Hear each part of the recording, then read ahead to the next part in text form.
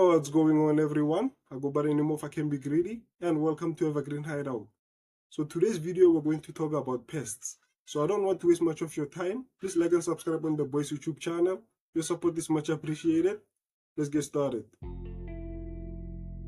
Garden pests are organisms that harm plants in a garden, such as eating their leaves, roots, and flowers.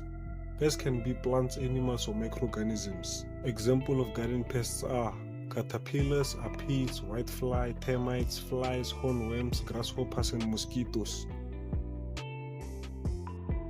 For today's video, we are focusing on the tobacco hornworm.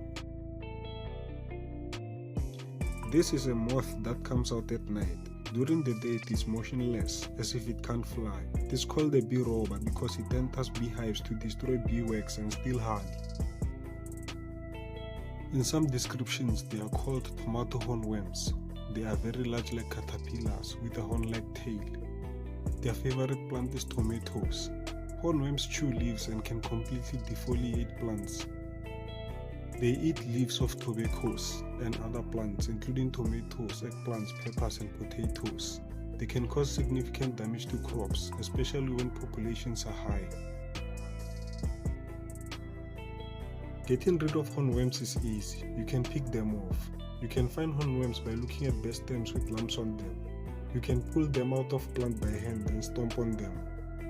A method that is commonly used is an organic pesticide. You can use an organic pesticide spray that kills small caterpillars.